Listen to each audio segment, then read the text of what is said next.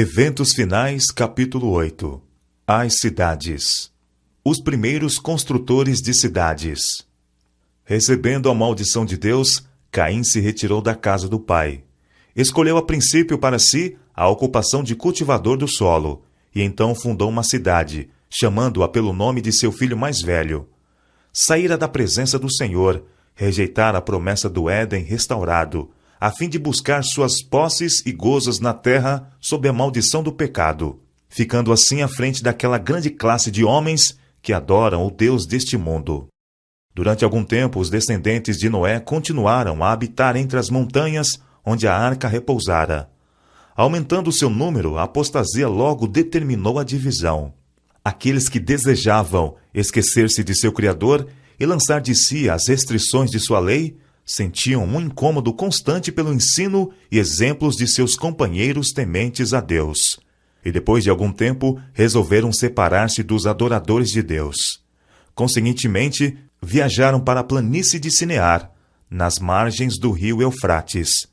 Ali resolveram edificar uma cidade, e nela uma torre de altura tão estupenda que havia de torná-la uma maravilha do mundo. As cidades são viveiros de vícios. A prossecução de prazeres e divertimentos centraliza-se nas cidades. Muitos pais que escolhem um lar na cidade para os filhos, pensando dar-lhes maiores vantagens, são desapontados, mas demasiado tarde se arrependem de seu terrível erro. As cidades de nosso tempo tornam-se depressa como Sodoma e Gomorra. Os muitos feriados animam a ociosidade.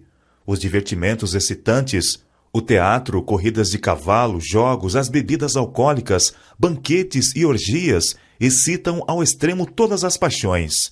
A juventude é arrastada pela corrente popular.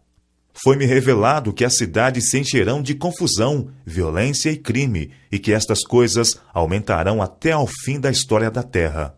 Em todo o mundo as cidades se estão tornando viveiros de vícios. Por toda parte se vê e ouve o que é mal, e encontram-se estimulantes à sensualidade e ao desregramento. Juízos que sobrevêm às cidades. Terríveis abalos sobrevirão à terra, e os suntuosos palácios erigidos à custa de enormes despesas certamente se transformarão em montões de ruínas. Quando é retirada a mão de Deus que restringe, o destruidor começa sua obra. Então ocorrerão as maiores calamidades em nossas cidades. O Senhor faz advertências aos habitantes da terra, como no incêndio de Chicago e nos de Melbourne, Londres e da cidade de Nova York. O fim está perto, e cada cidade será transtornada de todos os modos. Haverá confusão em todas as cidades. Tudo que puder ser abalado há de ser abalado, e não sabemos o que virá em seguida. Os juízos serão de acordo com a iniquidade das pessoas e luz da verdade que elas tiveram. Quem dera que o povo de Deus tivesse uma ideia da impendente destruição de milhares de cidades, agora quase dominadas pela idolatria. Está próximo o tempo em que grandes cidades serão destruídas, e todos devem ser advertidos destes juízos vindouros. Edifícios à prova de catástrofes se transformarão em cinzas. Vi as mais dispendiosas estruturas de edifícios erigidos e que se acreditava serem à prova de fogo. E assim como Sodoma pereceu nas chamas da vingança de Deus, essas suntuosas construções também se transformarão em cinzas. Os lisonjeiros monumentos da grandeza de homens serão reduzidos a pó, mesmo antes que sobrevenha ao mundo a última grande destruição. Deus está retirando o seu espírito das ímpias cidades, as quais se tornaram como as cidades do mundo antediluviano e como Sodoma e Gomorra. Suntuosas mansões, maravilhas da habilidade arquitetônica serão destruídas num momento para outro, quando o Senhor notar que os proprietários excederam os limites do perdão. A destruição pelas chamas de majestosos edifícios que se presumia serem à prova de fogo é uma ilustração de como, em pouco tempo, a arquitetura da terra jazerá em ruínas. Os homens continuarão a erigir edifícios dispendiosos que custem milhões de dólares.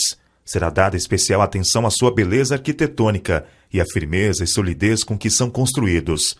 Mas o Senhor me informou que, não obstante a extraordinária firmeza e o dispendioso aparato, esses edifícios terão o mesmo fim que o Templo de Jerusalém. A cidade de Nova York. Deus não tem executado sua ira sem misericórdia. Sua mão ainda está estendida. Sua mensagem precisa ser transmitida na grande Nova York.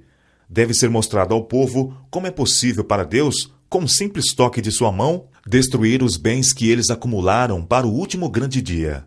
Não tenho luz especial a respeito do que sobrevirá a Nova York, mas sei que um dia os grandes edifícios que estão ali serão demolidos pela ação construtiva e destrutiva do poder de Deus. A morte chegará a todos os lugares.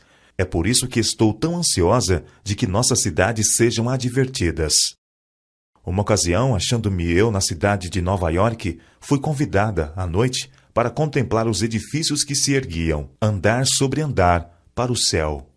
Garantia-se que esses edifícios seriam a prova de fogo, e haviam sido erigidos para glorificar seus proprietários e construtores.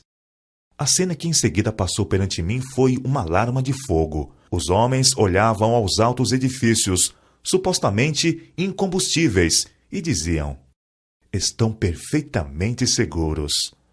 Mas esses edifícios foram consumidos como se fossem feitos de pés. Os aparelhos contra incêndios nada podiam fazer para deter a destruição. Os bombeiros não podiam fazer funcionar as máquinas. Chicago e Los Angeles. Cenas que logo ocorreriam em Chicago e outras grandes cidades também passaram diante de mim. Ao avolumar-se a iniquidade e retirar-se o protetor poder de Deus, houve tempestades e ventos destruidores. Edifícios foram destruídos pelo fogo e deitados abaixo por terremotos. Algum tempo depois disso, foi-me mostrado que a visão dos edifícios em Chicago e o ônus sobre os recursos de nosso povo para erigi-los e sua destruição era uma lição prática para o nosso povo, advertindo-os de que não deviam investir amplamente seus recursos em propriedades na cidade de Chicago ou em alguma outra cidade, a não ser que a providência divina abrisse o caminho e indicasse claramente o dever de construir ou comprar, por ser necessário a transmissão da mensagem de advertência. Foi feita uma admoestação similar no tocante ao ato de construir em Los Angeles. Reiteradas vezes tenho sido avisada de que não devemos aplicar recursos na construção de edifícios dispendiosos nas cidades. São Francisco e Oakland. São Francisco e Oakland estão se tornando como Sodoma e Gomorra, e o Senhor irá puni-las. Não vai longe o tempo em que elas sofrerão os seus juízos. O terrível terremoto que sobreveio a São Francisco será seguido de outras manifestações do poder de Deus. Sua lei tem sido transgredida. As cidades tornaram-se poluídas pelo pecado. Estudai a história de Nínive. Deus enviou uma mensagem especial a essa cidade iníqua por intermédio de Jonas. Muitas mensagens como a sua seriam transmitidas em nossa época, se as cidades iníquas se arrependessem como Nínive. Mesmo nas cidades em que os juízos de Deus têm caído em consequência dessa transgressão, não há sinais de arrependimento. Os bares ainda estão abertos e muitas tentações são mantidas diante do povo. Outras cidades iníquas. Ao nos aproximarmos do fim da história terrestre, as cenas da calamidade de São Francisco hão de repetir-se em outros lugares. Estas coisas me infundem um ar muito solene, pois sei que o dia do juízo está precisamente diante de nós. Os juízos que já ocorreram constituem uma advertência, mas não o fim da punição que sobrevirá às cidades iníquas. Estas cenas logo serão presenciadas assim como foram claramente descritas. Apresento estas maravilhosas declarações das Escrituras para a consideração de todos. As profecias relatadas no Antigo Testamento são a palavra do Senhor para os últimos dias e cumprir-se-ão com tanta certeza como vimos a desolação de São Francisco. Tenho ordem de declarar a mensagem, dizendo que as cidades onde reina a transgressão, extremamente pecadoras, serão destruídas por terremotos, pelo fogo e por dilúvio. Todas as advertências de Cristo acerca dos eventos que ocorrerão perto do fim da história terrestre estão agora se cumprindo em nossas grandes cidades. Deus está permitindo que estas coisas sejam trazidas à luz para que as possa ler até quem passa correndo. A cidade de São Francisco é uma amostra do que o mundo inteiro está se tornando. o pernicioso suborno, a malversão de recursos, as transações fraudulentas entre os homens que têm autoridade para soltar os culpados e condenar os inocentes, toda essa iniquidade está enchendo outras grandes cidades da terra e tornando o mundo como ele era nos dias que precederam o dilúvio. Os sindicatos nas cidades. Satanás está ativamente em operação em nossas cidades populosas. Sua obra é observada na confusão, na luta e discórdia entre o capital e o trabalho, bem como na hipocrisia que penetrou nas igrejas. A concupiscência da carne, a soberba dos olhos, a ostentação do egoísmo, o abuso do poder, a crueldade e a força empregados para fazer com que os homens se liguem às confederações e uniões, atando-se a si mesmos em molhos para a queima dos grandes fogos dos últimos dias, tudo isso é operação de instrumentos satânicos. Os ímpios estão sendo atados em feixes, atados em trustes, em sindicatos, em confederações. Não devemos ter nada que ver com essas organizações. Deus é nosso soberano, o nosso governador, e Ele nos convida a sair e separar-nos do mundo. Retirai-vos do meio deles, separai-vos, diz o Senhor, não toqueis em coisas impuras. Se recusarmos fazer isso, se continuarmos a nos vincular ao mundo e a encarar toda a questão de um ponto de vista mundano, tornar-nos-emos como o mundo. Quando métodos e ideias mundanos governam nossas transações, não podemos colocar-nos sobre a elevada e santa plataforma da verdade eterna. Os sindicatos, uma fonte de perturbação para os adventistas. Os sindicatos serão um dos instrumentos que trarão sobre a terra um tempo de angústia, tal como nunca houve desde o princípio do mundo. Alguns homens combinarão segurar todos os meios que se possam obter em certos ramos de negócio. Formar-se-ão sindicatos, e os que a eles se recusam unir serão homens marcados.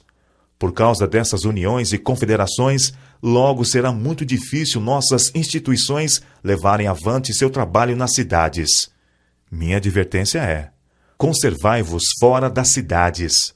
Não edifiqueis sanatórios nas cidades. Bem depressa se aproxima o tempo em que o poder controlador dos sindicatos será muito opressivo. Nas cidades, muitos anseiam por luz e verdade.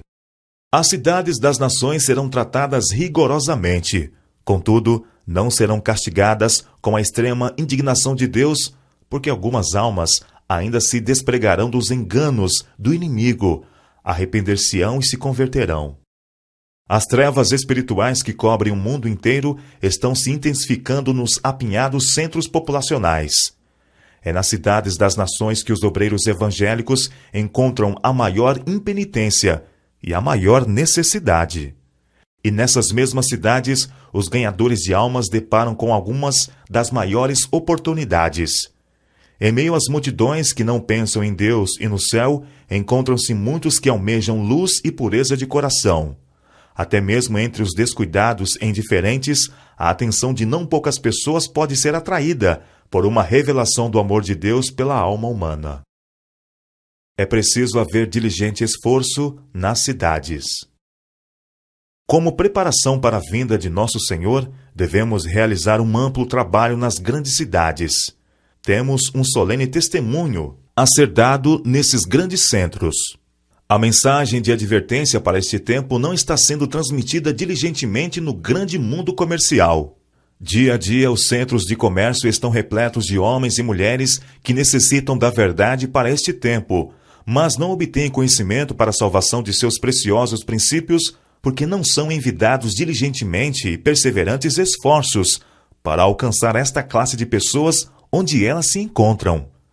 A mensagem do terceiro anjo deve agora ser proclamada não só em países distantes, mas também em negligenciados lugares por perto, em que há multidões não advertidas e salvas.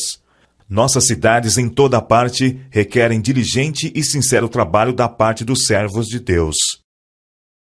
Nem todos podem deixar as cidades por enquanto. Sempre que possível, é dever dos pais estabelecer lares nos campos para os filhos. Conforme o tempo avança, cada vez mais terá nosso povo de sair das cidades. Durante anos temos recebido a instrução de que nossos irmãos e irmãs, e especialmente as famílias que têm filhos, devem fazer planos para abandonar as cidades, conforme diante deles se abra o caminho para fazê-lo. Muitos terão de trabalhar com empenho para ajudar a abrir o caminho. Mas até que seja possível saírem, durante todo o tempo que ali permanecerem, devem ser muito ativos em fazer trabalho missionário, por mais limitada que seja a sua esfera de influência.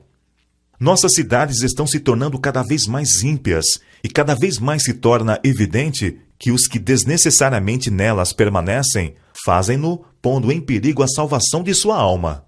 Cidades e vilas se acham embebidas no pecado e na corrupção moral. Todavia, existem Lós em toda Sodoma. Escolas, igrejas e restaurantes nas cidades. Muito mais se pode fazer para salvar e educar os filhos dos que, presentemente, não podem sair das cidades. Essa é uma questão digna dos nossos melhores esforços. Devem-se estabelecer escolas de igreja para as crianças que estão nas cidades, e em ligação com essas escolas, devem-se tomar providências para o ensino de estudos mais elevados, onde estes forem exigidos. Nossos restaurantes devem estar nas cidades, pois de outra maneira, os obreiros desses restaurantes não poderiam alcançar o povo e ensinar-lhe os princípios do viver sadio. Repetidamente nos vem o Senhor instruindo que devemos fazer o trabalho nas cidades, partindo de centros da periferia. Nessas cidades, devemos ter casas de culto, como memoriais de Deus, mas as instituições para a publicação de nossa literatura, para a cura dos enfermos e para o preparo de obreiros, devem ser estabelecidas fora das cidades. É especialmente importante que nossos jovens sejam protegidos das tentações da vida citadina. Não são aconselhadas mudanças precipitadas. Cada qual tome tempo para considerar cuidadosamente e não ser como o homem da parábola que começou a edificar e não pôde terminar. Nenhuma mudança se deve fazer sem que tal passo e tudo o que ele implica sejam cuidadosamente considerados. Tudo pesado.